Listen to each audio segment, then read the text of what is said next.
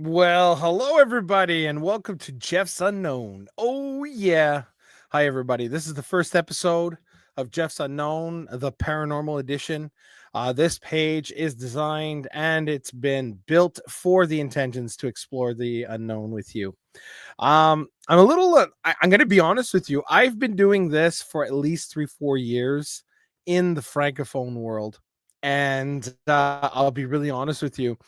Tonight is actually kind of nervous. I'm actually nervous for the first time. I mean, for you, if this is the first time you've heard of me and you come onto this page, you're like, okay, oh well, okay, so he's nervous. No, you have no idea because I put all my love and interest, and I'll continue doing that in the francophone world because I'm from Quebec, but I'm an anglophone, and I decided saying, you know what, let's do this in English, and I am so excited. I mean, this is our first episode, so obviously this is not like the episode that's going to change the whole entire world, or maybe if you're very in tuned, listen, it's important that you take one step at a time because, I realize I look at all these big pages, all these huge channels, and they started from somewhere, and so am I. I'm right now.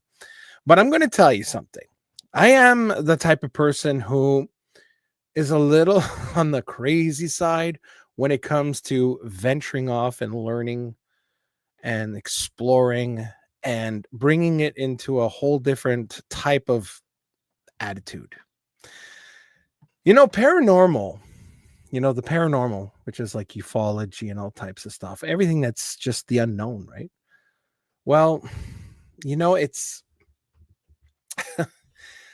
I think a lot of people have become stagnant in this domain. It's always the same now. It's like it's always that anticipation or like clickbait, made up garbage. They call that, what do they call that again? A YouTube slop or AI slop or something like that, which is just absolutely garbage. And and then you got a lot of these paranormal investigation. Oh my god! And you're always there, and it's the music that gives you the anticipation, and all of a sudden it was like a shadow somewhere, and like, oh, and then you're like, oh yeah, what happened? And then all of a sudden it's like, ta-da, and it's like, well, okay, but you're losing so many elements, and this is what I'm trying to do is bring in the human aspect, the human element in paranormal. Um, I started doing that on the francophone side.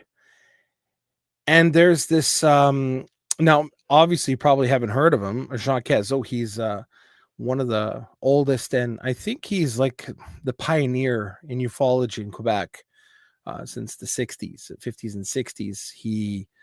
So and he and I, we do a show together, and we talk a lot, and I mean, and he's stubborn. He's just a stubborn man, but I love him. He is very set in his ways, and sometimes you say to yourself, you think you know a lot, but sometimes you don't know. You know enough to know that you don't know. And I mean, obviously, he has his own strong opinions on ufology and stuff, but there's this key element that keeps on bringing up, and I'm like, and I ignored it for a beginning, and the beginning, and I said, no, you know what? This is more than just the event. It's the human experience, and we got to focus on the human experience. Somewhere we've lost that. Somewhere we've lost that human connection, that experience that brings us, that defies the moment, that defies the situation in which you're living through, what you've seen and what you've witnessed. You see, this is what like you take two people and you bring them to an art gallery and you say, look at this beautiful picture. And it's like, it's heinous. It's disgusting. It's like you can take spaghetti, throw it against the wall and say, hey, I can do a better job than that. But you'll have some people that will look at it and the experience in which they're feeling, and they're relishing the moment, and they're looking at that spaghetti or whatever you call it on the canvas, and they can find beauty. And their experience is completely unique, and they have a whole different they have like, well, one guy has an epiphany. Oh my God. And then one person's like, I can't stand it. And then one person says, yeah, I could see it. I could see it. See what? What do you see? This is what I find paranormal is all about. It's about the human experience, because you can have the same event and have like radical outcomes.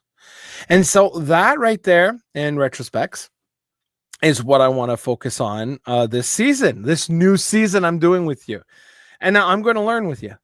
I mean, you're going to have to wing it out. I mean, look, maybe 5 years from now, I mean, look, I compared to the French channel I have, which is Jeff on Direct. I look at the first live I did, it's like, holy crap. And then today, and it's just a whole different experience. And I've got I've been blessed by being surrounded by wonderful people who know people who know people. And I was able to get such a large smorgasbord, buffet of guests that come, and I'd be able to, to explore that with them. And I want to bring that to you too. So we're going to start this together. And if you're with me on board, let's do it. Let's get this going. Let's get this page going. I'm going to have to ask you to do some homework. I want you to tell others about this page, saying, hey, listen, there's this new guy coming up. He's a little bit on the crazy side. He has a sense of humor, but he is willing to explore something that a lot of people aren't. And I'm not here for clickbait. I'm not here just to say, oh, let's get 1,000 subscribers tomorrow. Well, it will come eventually. But, I want a following. I want people to be interested. I want people to comment. I want people to question. I want people to be part of the experience, not just, you guys and me. No, I'm not going to blah, blah for about an hour. I'm probably going to blah, blah for an hour, but still, it's going to be with you. So I say hello to everybody who's here tonight. There's a few people that are here tonight, which is great. It's a little weird because on the French side, I got like 200 people that follow me on a live, and now I got a few, and it's okay, because it's not about quantity, it's about quality. And I know a lot of you follow me on the French side, but we really need to reach out to the Anglophone world. We need to start exploring this unknown differently. I think this is where we're at right now. We're at a pinnacle of human exploration. And the problem is that beyond that exploration, that pinnacle, we're getting into artificial. We're getting into the unknown artificial world, which I don't want to go there. But a lot of people are going there. Hey, with AI and everything, now we just don't understand it. Like the environment we live in. Haven't you realized when you wake up in the morning, you get up, you take your coffee, you go outside, and you just go, oh man, it doesn't feel right. The world around you doesn't feel right. The people don't feel right. The sky doesn't feel right. The air doesn't feel right. I was having that conversation with my mother the other day, and she said, yeah, it just doesn't feel right. And I said, I think this is where we're at right now. People are falling into this artificial world that has been created so people can forget about exploring the real world. And when I say the real world, you gotta take it as face value. The real world. What defines reality, right? Experience ourselves, how we, perceive the world, how we see it in different. Like I was saying to this person, looking at a spaghetti on the canvas and say, oh, So that's it. We're gonna try to look into that.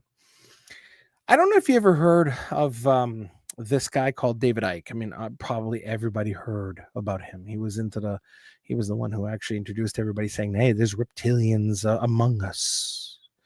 And that really, and now obviously there's some people frown on that, but it doesn't mean that you don't have to believe it. But metaphorically speaking, if he's talking about a hidden world or hidden people within our world, therefore, reality has been defined completely different. That means that reality isn't just linear, that it's multidimensional. And this is where a lot of people, some people, are able to escape one reality and be in another and live in the same space and time as another person. That's why each person has a different experience. That's why, those who were going through the famous narrative a few years ago, what we were going through, obviously I won't say, because obviously when you talk about it, it's a taboo. Imagine, you could talk about aliens, you could talk about possession, you could talk about all types of stuff, but when you talk about this or the famous narrative, well, that's it. But I noticed that some people did not disconnect from that time period. They're still there. Or you have some people that just completely just went off the grid. And this is what I'm talking about. This is what David Icke was talking about, that there are, to him, he says, there are reptilians among us that are trying to lure us in this artificial world. And this is where a lot of people saying, nothing is real. And that's true. The Matrix came out in 1999, okay? And it's so weird how that movie inspired a lot of people, and not just people to saying, oh, that was a good movie. No, it made people think. You actually sat down and said, shit, what was that? What was that? Are you telling me that we're in a Matrix? And don't tell me when you first saw it, you didn't go say, are we in a Matrix or not? And that right there is what we're going to explore on this channel. We're going to explore a lot of crazy stuff. A lot of crazy stuff. You have no idea what we're going to explore on this channel. Now, there's obviously things that are going to be discovered or talk about that maybe you might not believe in, and neither do I. Okay? I mean, listen, I'll be honest with you. There's one subject that I enjoy talking about, but I totally don't believe it. And I'm open. I'm telling you. And obviously, there are people going to try to convince me and stuff like that. But the flat Earth, people who believe in the flat Earth theory, wonderful concept. I mean, it's very compelling. It's very convincing. But I don't believe in it. I don't believe in the flat Earth. I don't. And that's my personal opinion. But I'll bring it just the same. I'll bring it into the conversation. We'll talk about it. Because if we don't talk about it, then we'll never know. And then when someone does talk about it, we're like, but at least you know what we're talking about. And I think that's it. I think that's the key. The key is to know and to find and explore. Now, for myself, if you don't know who I am, well, my name's Jeff. Jeff Unknown.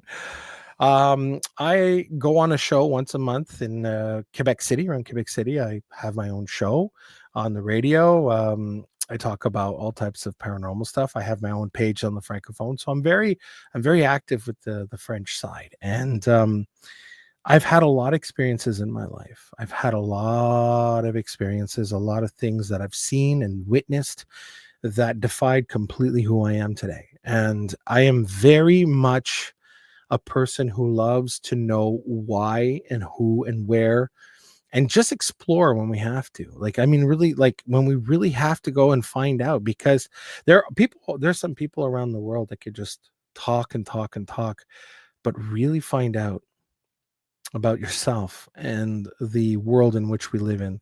That, ladies and gentlemen, is worth checking out. It's worth doing. And that's what I'm doing. I want to get into that because, I remember I was listening to George Norrie, Coast to Coast, and what a great show. What a great show with Art Bell and stuff. And those people inspired a lot of people to go into the realm of the unknown. And for me, that was a very important key. Go out there, interview as much people as you can to learn as much as you can, because somewhere in between, the answer lies right there. But the answer is different from you and you and you and me. So that's why I'm doing this. Yeah. When I was young, I remember looking up at the stars, and I was very young, and that time on the south shore of Montreal, there wasn't that much light pollution where I'm from, and the stars were just absolutely gorgeous, and I just looked up, and I just said, I wonder what kind of world are we on, like what kind of universe we're living in. And I remember in the 80s, I'm 46, so in the early 80s, I was able to have discussions with my teachers, because UFOs, like if we're going to go into the UFO part, my teachers used to be very open. We used to talk about aliens and stuff like that. I had one teacher who was very much into that. And I remember just having a conversation, and it inspired me. And then I found a book in the basement of my grandparents' house called Mysteries of the Unexplained. Mysteries. I don't know if you ever saw that book. I have it in the back. I should have pulled it out and show you. Mysteries of the Unexplained. And as I pulled that book out, I started opening, and there was pictures, and there was all types of stuff, all types. Bigfoot, cryptology, UFOs, and stuff like that. And I was very young. I think I was 8 years old. And I pulled out that book and I brought it upstairs and I said, "Hey, what's this book?" And I remember my mother was telling me, "Oh, this is, well, there's unexplained things on our planet, like Loch Ness and stuff. And a lot of it, we believe it's true." And I said, "Really? Is this really true?" She goes, "Well, yeah." And I remember hearing stories, ghost stories from my grandparents and my mom. So I was brought up in a family that was very open to the paranormal. So I didn't have that, and I know a lot of people have lived through that, and I'm sorry you go through that. But I had a very open family when it came to stuff like that. It was fun. It was fun. I just, I could ask questions about ghosts and stuff, and I had experiences, and my mother was so open. She was so open, and my grandparent, well, not my grandfather. My grandfather was a believer, but he was very, like, one of those stubborn, like, "Ah, that's stupid shit. But I saw something." I mean, he remember telling me stories when he was in Gaspé, because my grandfather's from Gaspé, Quebec, where he would be out in the forest. And at that time, at 12 years old, you look at 12-year-old today, it's not the same as back then. He was on a horse, a buggy, out in the woods getting wood.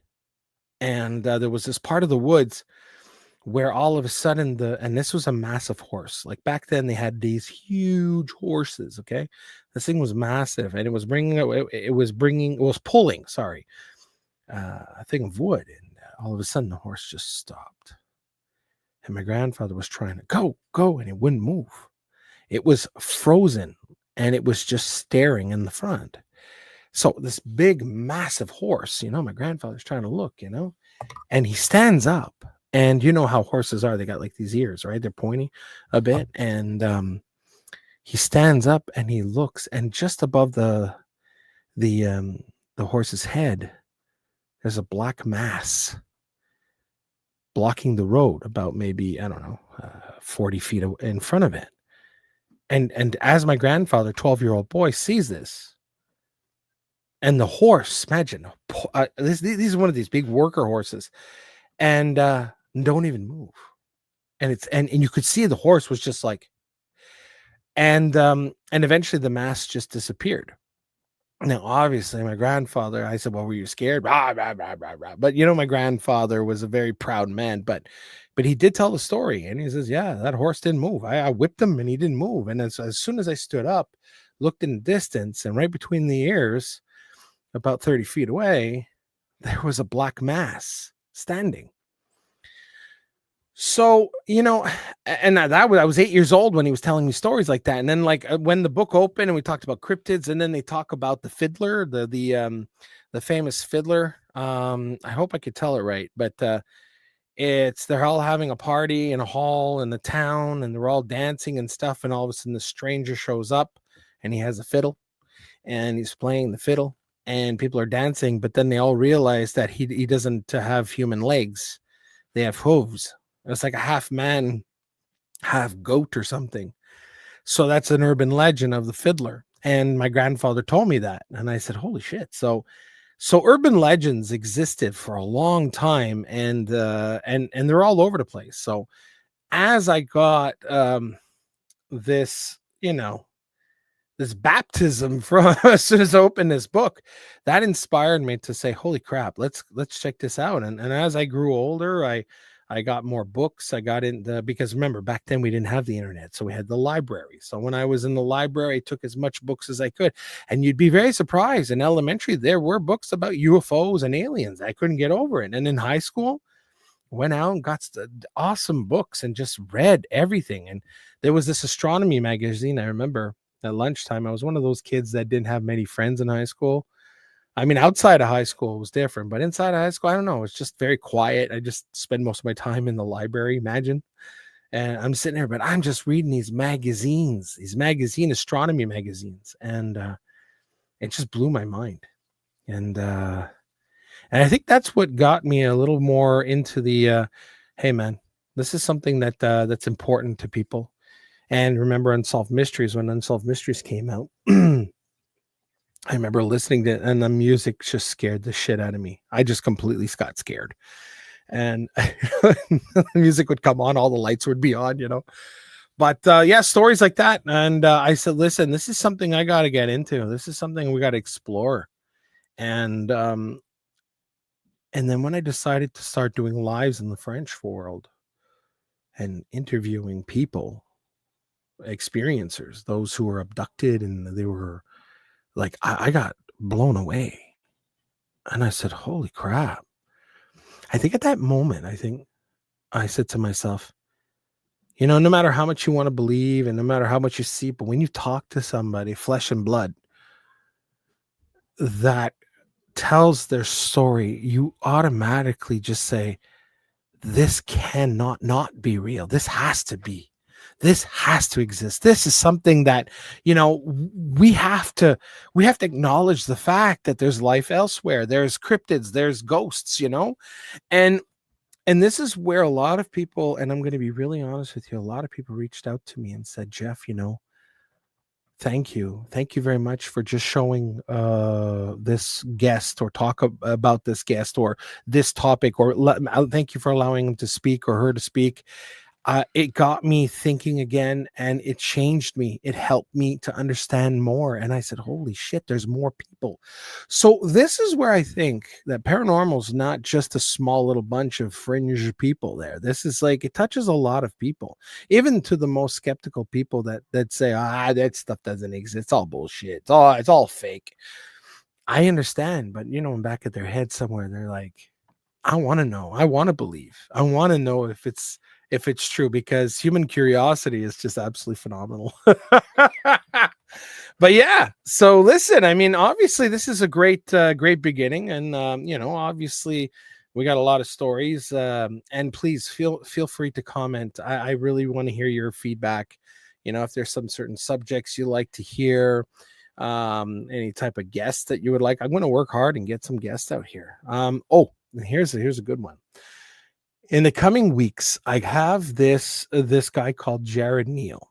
He is an exorcist, and he's a pretty well known exorcist, especially in the Jewish community. He is Jewish, but he does work, and so he's his.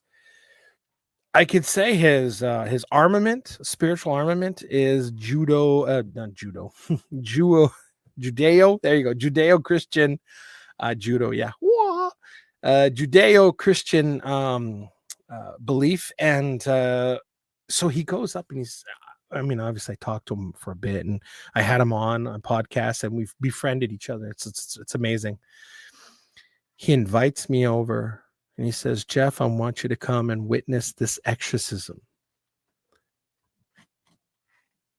And for the first time, I was flabbergasted. I said, yeah, I would like to, because he talked about it often in many lives we were doing together.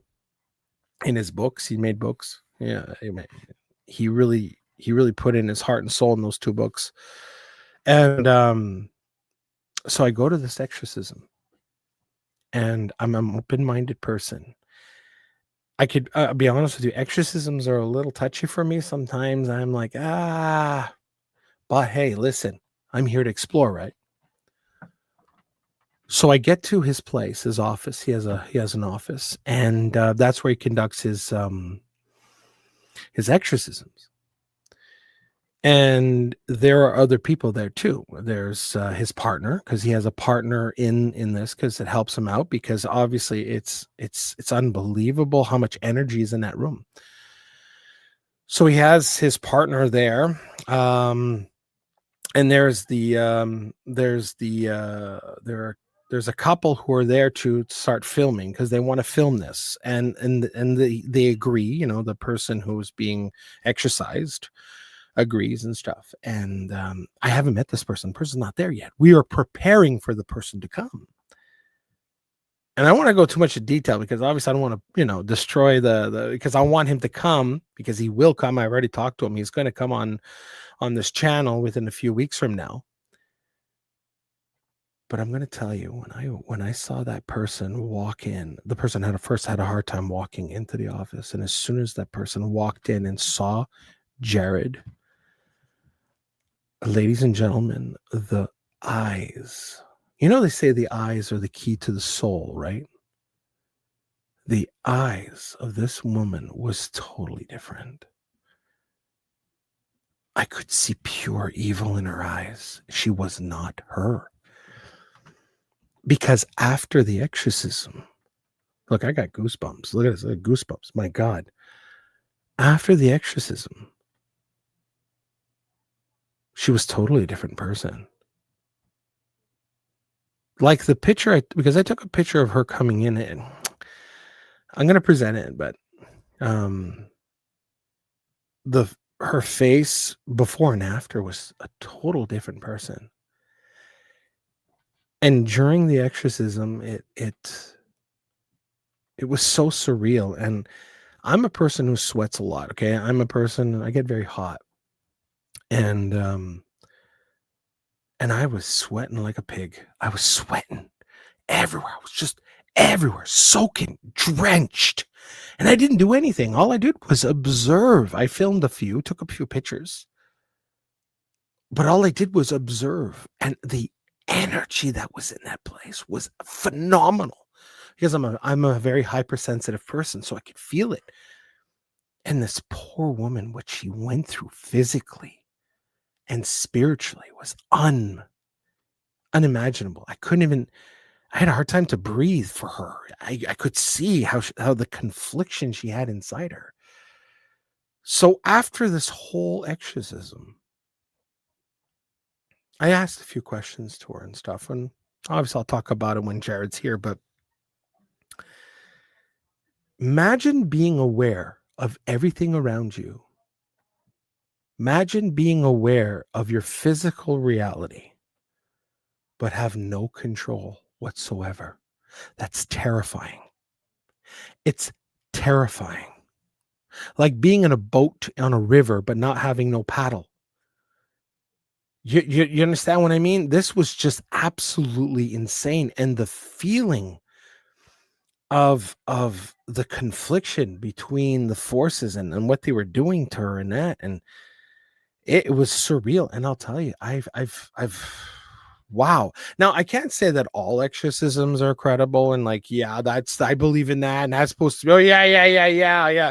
But this one was really unique, and this one wasn't mentally deranged. No, this person literally transformed from this demonic possessed body and was liberated, and you could see it. You could see the manifestation dissipate from it. It was incredible.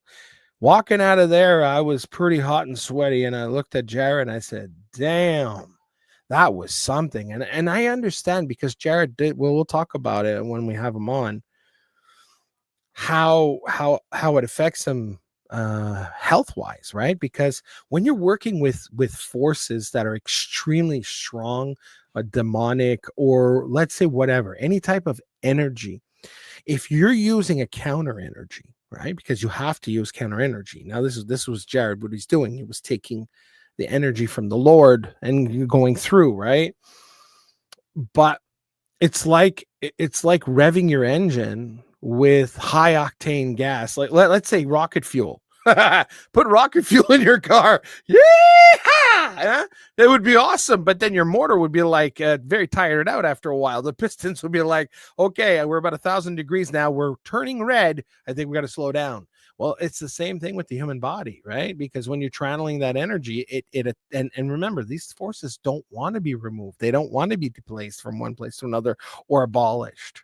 They want to stay alive. That's why a lot of people who are being possessed, or when they're being attacked by negative entities, they're exhausted. They're exhausted because their inner self is trying to propel. Get out of here. Get away from me. and these things just want to keep on grabbing. So it's like trying to run in water, and just eventually so tired, and eventually you can concave, and you get subdued by this negative force. And this is what it is. Eventually, after so long, your body and your soul gets tired.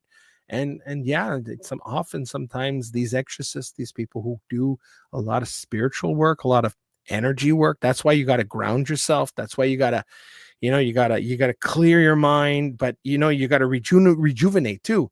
But he was getting attacked often by these forces, and his health really diminished. And he taught, and I can't wait for him to get on the live one day with us, and he'll be able to talk about it, because I find it absolutely fascinating. The road in which he chose, and like I said, he has his own views. I have my own too, but I'll tell you one thing: when I was there, it was just an absolute, I can't say amazing experience, because it wasn't really an amazing experience, because this poor human being was going through this torment. And this is where I think a lot of these like these crazy homes, what do you call them? I got them, insane asylums. There you go, tongue twister. I think that's what happens. Some of these people are not mentally deranged, but they are being possessed by these forces. And the manifestation is the entities in which they are coming out. But the real person is very vulnerable. So I think that has to do a lot with it. And this is something that I've always wanted to see, and I got to see it with my own eyes. And I'm still in the awe moment of it, like, but it's very humbling. It does humble you. It does change your perspective too a bit, because I hate it when I'm surrounded by people that everything's demonic. Like, you can't venture off, because I know there's a lot of people who are evangelical. Like, my grandparents were, on my father's side, very evangelical. You couldn't talk about anything else other than, but I do believe that there are forces out there. There's these evil forces that are out there. They're good and bad. And some of these people just are so vulnerable.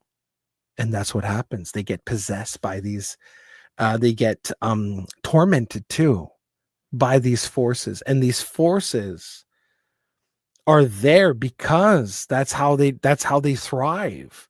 They thrive on vulnerable humans, because we all have a life force. So it's like food for them. They want to consume you. They want to consume you. And that's why when you look at these famous people, famous rock stars and music actors and politicians, some of them, you could see them when they start off and, like, oh my God, they're full of life, energetic. But then at the end, like a few years later, 10 years later, you look at them like, God damn, boy, what's going on? Look at Justin Bieber. Have you seen Justin Bieber, what he looks like today? Unbelievable. That's a tormented soul right there, ladies and gentlemen. That's a tormented soul. Do you see? So that's why, when you really think sometimes, like, oh, I'm so tired all the time. I'm tired of being tired. I don't know what I do. I take vitamins. I do this. I do that. I'm so tired. Maybe because your energy's off. Maybe there is something that's feeding on you, like these energy parasites. There's these parasites, energetic parasites that attach to you. And that's all they do. That's all they do, is they feed from your energy. Now, sometimes people wonder where they come from. Well, some people curse people and they send it to them, or sometimes there's these people. Now, there are people out there that give off a large amount of energy, like meeting somebody you don't know and saying, God, this person's just too much, but you don't know the person. You barely talk to the person, but the person's in the same vicinity as you. And you just can't take it. Their energy is just too much. So imagine taking that type of person, making the energy chaotic, and the universe sees it as a beacon, and all these parasites saying, lunch, and they come and they feed onto this person. And as they do that, sometimes by feeding onto that, the energy can be transformed into bad energy.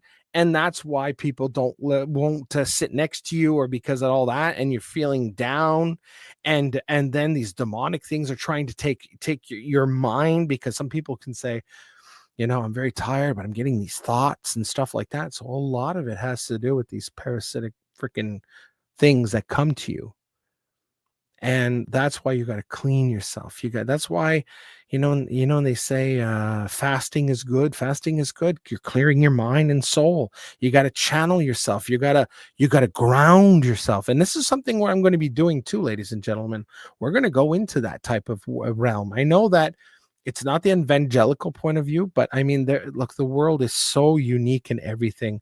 In every religion, there is knowledge there. Ancient civilizations had knowledge.